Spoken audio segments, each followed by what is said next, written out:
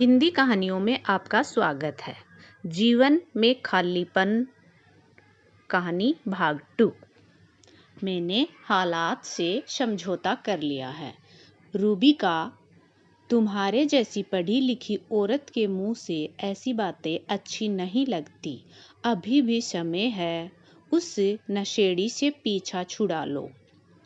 वीना दीदी, एक माँ की ताकत को सारी दुनिया जानती है, लेकिन उसकी मजबूरी और कमजोरी को कोई नहीं समझता।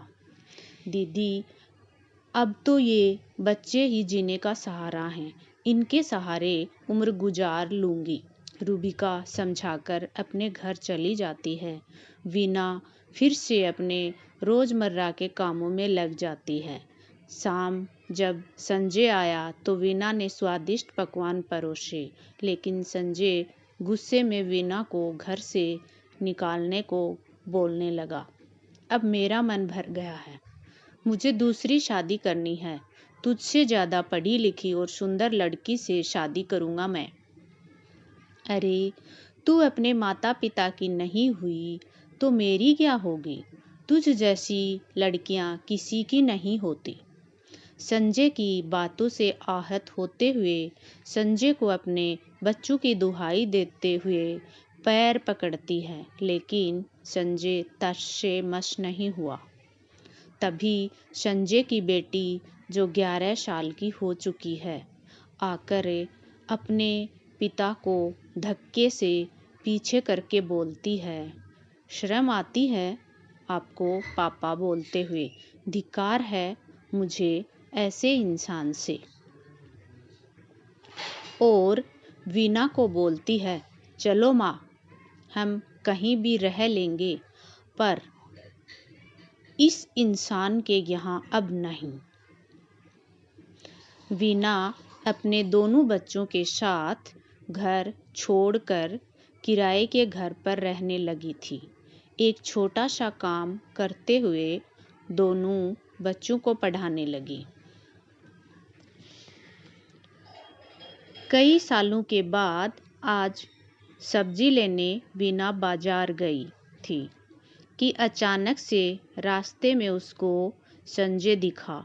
बहुत दीनहीन हालत में वीना को देख उसके पास आकर बोला, वीना कैसी हो? आज इतने साल बाद तुम तो और सुंदर हो गई हो। हाँ, लेकिन आप बहुत बदल गए। ऐसी हालत क्यों हो गई आपकी? संजय रोते हुए तुमसे अलग होकर जब दूसरी शादी की तो बस मेरे पैसे के लिए जुड़ी थी। जब तक पूरा पैसा प्रॉपर्टी बेचकर खा नहीं लिया तब तक प्यार था। फिर मेरा स्वास्थ्य खराब हुआ तो छोड़कर चली गई। पड़ोस के लोग खाना दे जाते हैं, उसी को खाकर समय बेसमय जब मिला जिंदा हूँ। वीना की आंखें भर आई। संजय को तुरंत घर लाकर खाना और कपड़े लाकर दिए। बच्चों से भी बोला कि अपने पिता को माफ कर दे।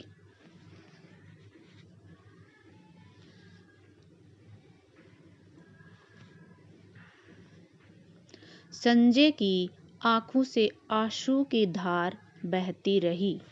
अपने बेटे बेटी को गले से लगाकर बहुत देर तक रोता रहा।